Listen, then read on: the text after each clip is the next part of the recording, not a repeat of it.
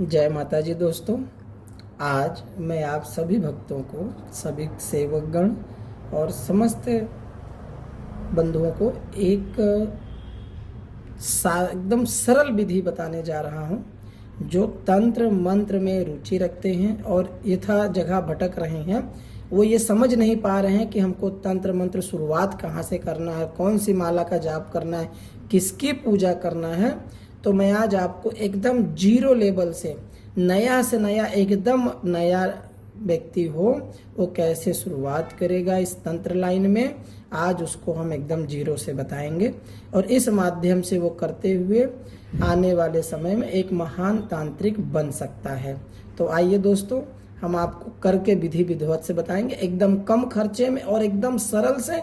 और ना कोई आसन बंधन, ना कोई शरीर बंधन, ना कोई माला, ना कुछ नहीं। अपना एकदम सरल सात्विक, हर कोई कर सके, छोटा से लेके बड़े तक एकदम सरल विधान से आपको बता रहा हूँ, आपको करके दिखाऊंगा।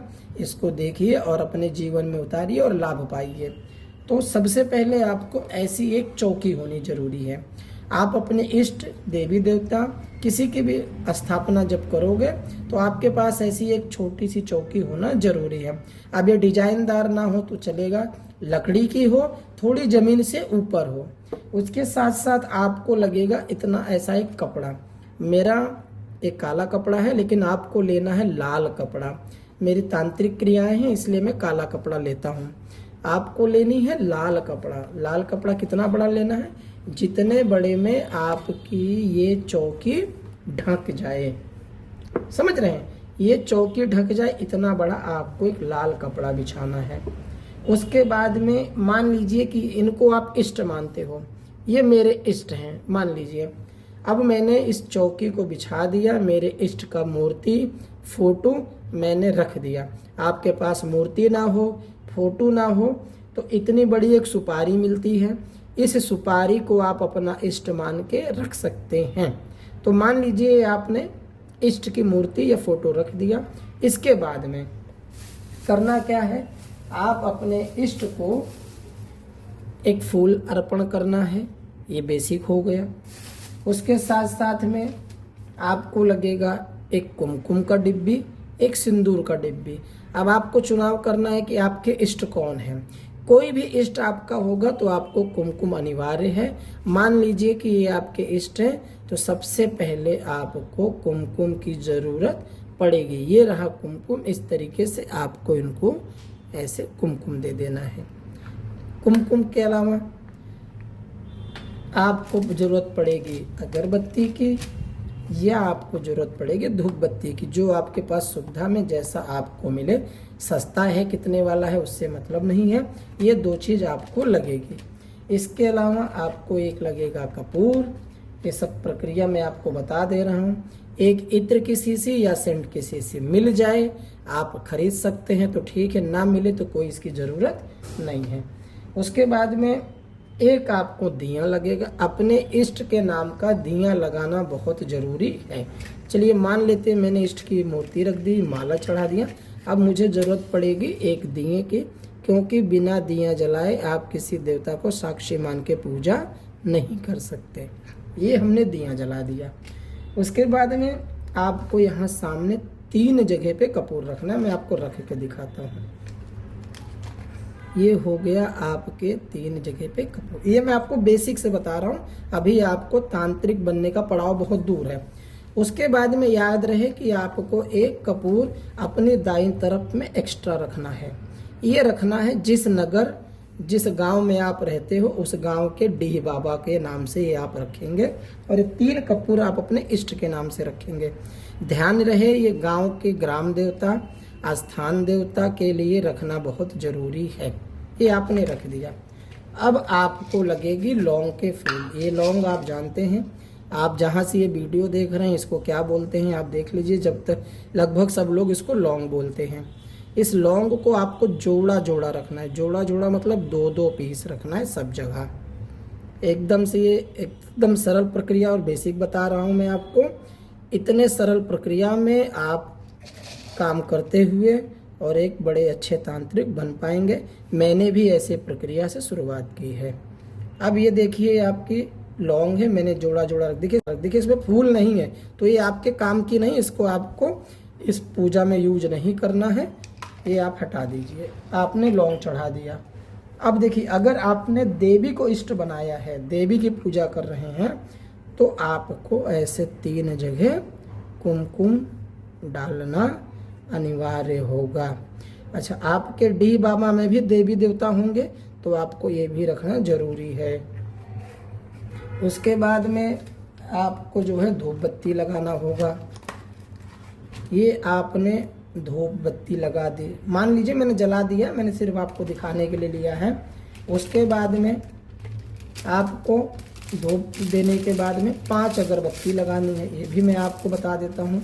इतने बेसिक चीज़ें जानते हैं आप, लेकिन मुझे बताना ज़रूरी इसलिए क्योंकि ये मेरा पहला पड़ाव है कि मैं आपको आगे कैसे ले जाऊँगा। इसके साथ साथ आपको ऐसा एक चाकू लगेगा, अगर ऐसा चाकू नहीं तो घर का चाकू भी चलेगा, पर वो साफ़ सुथरा धो के आप इस्तेमाल करना। ये हो गया। उसके बाद में आपको एक जायफल लगेगा और एक नींबू लगेगा। नींबू लगेगा, और नींबू को एक चीज़ का ध्यान रखना है, जायफल और नींबू आपको रखना है। जायफल और नींबू रखने का फायदा ये है कि तो आपको जो है एक नींबू की ज़रूरत पड़ेगी। अच्छा, अब नींबू कब काटना है और जायफल कब काटना है, ये सब मैं आपको बताऊंगा। आपने कपड़ा आसन बिछा दिया, मूर्ति के स्थापित या फोटो की स्थापना कर दी, उनके सामने दिया जला दिया, 3 जगह कपूर रख दिया, गांव देवी को आपने कपूर रख दिया, एक धूप ले लिया, अगरबत्ती ले लिया, चाकू छुरी जो हो आपके पास वैसा आपने ले लिया, जायफल रख लिया और एक नींबू रख लिया। इतनी चीज़ें और एक आपको इत्र की शीशी लगेगी। ये आपका बेसिक हो गया। इतने में ही आपको साधना शुरुआत करनी है। अब रही बात साधना में आपको क्या बोलना है, कैसे बोलना है। देखिए, ये साधना क्षेत्र में जो तंत्र से ग्रसित आ रहा है, उसके लिए मैं आपको बता दूं कि सब जो तंत्र से ग्रसित है उसके लिए मैंने एक नींबू और एक जायफल इसके लिए व्यवस्था करके, जो तंत्र से ग्रसित नहीं साधना सीखना चाहता है उसके लिए ये यूज में आएगा, पर इसका प्रक्रिया अलग होगी। मैं दोनों बताता हूँ। सबसे पहले आपने क्या किया, अब आपको करना क्या है, एक चीज का ध्यान रखना, ये कपड़ा सब आपका स्वच्छ हो, इतनी जानकारी तो आपको होगी ही। ये सब रखने के बाद में उसके बाद में आपके पास में इतना ऐसा लोटा होता है, लोटा तांबे का हो तो अच्छा है, पीतल का हो तो भी अच्छा है, ना हो तो स्टील का भी लोटा आपके पास हो, ना हो तो कोई गिलास हो, बर्तन हो। हमें इसमें जल लेना है और इसमें गंगा जल डाल के लेना है। ये क्यों लेना है, क्योंकि ये आपके आसन को, आपके जो सामग्री, इसको स्वस्थ शुद्ध करने के काम में आता है और उसका कोई विशेष काम नहीं है। अब उसके बाद में आपने ये सब प्रक्रिया बिछा दी। अभी आपको कुछ जलाना नहीं है, कुछ काटना नहीं है। आप क्या करेंगे, अब आप धूप बत्ती लगाएंगे।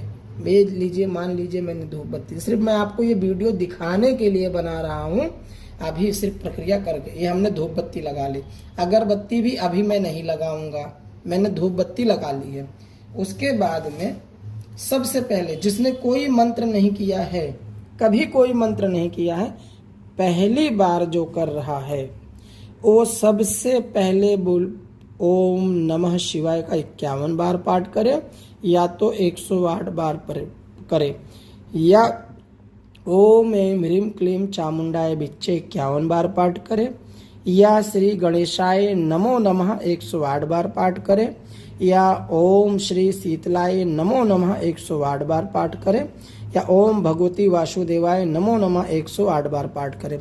सबसे बढ़िया जो उसको उचित लगे, जो उसका इष्ट उनका हो, उस हिसाब से वो अपना इस चुनाव को कर सकते हैं, इसमें कोई दिक्कत नहीं है। अगर वो ये ओम नमः शिवाय का पाठ करना चाहे, जो उनके दिल में बैठे, तो वो 51 बार ओम नमः शिवाय ऐसे 51 बार या 108 बार वो पढ़ के अपना शुरुआत कर सकते हैं। या श्री गणेशाय नमो नमः, या एक ये करें और एक जो है ये करें, ऐसे भी करके वो कर सकते हैं। ये प्रक्रिया उनको टोटल जो है 51 दिन शुरू करना है। कितना दिन करना है? 51 दिन। ये पहला पड़ाव है। इस तरह पूजा बिठा के अपने इष्ट देवता के लिए, अपने कुल जो है ग्राम देवता के लिए इतना सामग्री रखने के बाद में इस चीज को ये पढ़ेंगे और ये इनका पहला पड़ाव यहाँ से पूरा हो जाएगा। उसके बाद हम आपको बताएंगे 3 महीने का विधान। इतना आप जब 51 दिन कर लेंगे तो जब अगली वीडियो में बनाऊंगा तो उसमें मैं आपको 3 महीने का विधान बताऊंगा कि 3 महीने तक आपको क्या करना है। आपने आसन एक चौकी ले लिया, आसन बिछा लिया, अपने इष्ट का मूर्ति और फोटो रख लिया, उनके नाम से एक दिया। अच्छा, दिया आप घी का जला सकते हैं, सरसों का तेल का जला सकते हैं या तिल के तेल का जला सकते हैं, वो चुनाव आपका है। अभी यहाँ पर कोई विधि विधान प्रक्रिया की जरूरत नहीं। अभी मैं आपको एक प्रैक्टिस करवा रहा हूँ कि ऐसे ऐसे आपको करना है। जिस बंदे पे तंत्र क्रिया हुई हो वो बंदा इतना चीज रखने के बाद अपने ग्राम देवता को एक जायफल अर्पित करेगा। इसको चाकू रख के इसको जो है ऐसे करके इस पे मार देगा, 2 टुकड़ा होगा, एक कपूर उठा के इस पे रख के जला देगा और ग्राम देवता को भोग देने के बाद अपने ऊपर से इस नींबू को 7 बार उतार के ओम नमः शिवाय बोलते हुए किसी बहते हुए जल में या 4 रास्ते पे फेंक आएगा जिसके ऊपर तंत्र क्रिया हुई हो। और जो नॉर्मल है वो अपनी प्रक्रिया में कुछ ना करे, ग्राम देवता को ये दे दे और अपने इष्ट देवता को इस नींबू को काट के 2 टुकड़े में छोड़ दे, कहीं रास्ते में ले जाके साफ सुथरी जगह में डाल दे। इतना 51 दिन करना है। अगरबत्ती लगा सकता है, धूप बत्ती लगा सकता है, वो उसकी इच्छा और चॉइस है। दिया कंपलसरी जलना है 51 दिन के बाद में। अच्छा, एक चीज मैं आपको यहाँ बता दूं, यहाँ आप बतासे का भोग दे सकते हैं, सफेद कलर की मिठाई दे सकते हैं, 5 प्रकार की मिठाई दे सकते हैं, ये आपका चॉइस है। लेकिन इतनी चीजों की जरूरत आपको हमेशा 51 दिन करना है। जैसे ही 51 दिन होगा मैं आपको 3 महीने का विधान बताऊंगा और उसके लिए दूसरा मंत्र बताऊंगा। और फिर अब इसके बाद आपको माला की जरूरत पड़ेगी, इसके बाद आपको आसन की जरूरत पड़ेगी। इसमें एक चीज ध्यान देने वाली बात है, जो एकदम ध्यान देने वाली बात यह है कि आप जिस जगह पे चौकी रखेंगे वहीं आपको 51 दिन तक रेगुलर रखना है, हमेशा वहीं रखना है। इसमें टाइम टेबल का कोई वो नहीं, पाबंदी नहीं है। एक चीज हमेशा ध्यान रखना, सुबह जब आप स्नान करके सारे काम से फ्री हो जाएंगे और दोपहर के 12 बजे के पहले आपको ये पूजा करना है, या शाम को सूरज डूबने के बाद रात को 10 बजे के पहले आपको अपनी ये पूजा 51 दिन तक करके कंप्लीट करनी है। और फिर मैं आपको जो आगे बताऊंगा वो मैं आपको बताऊंगा 3 महीने का विधान। उसमें मैं आपको एक मंत्र भी बताऊंगा जिस मंत्र का आपको 3 महीने जाप करना है, फिर आप एक नए पड़ाव में आ जाएंगे। तो इसी के साथ मैं अपनी वीडियो को समाप्त करता हूँ। आशा है, विश्वास है कि आपको ये वीडियो पसंद आएगी।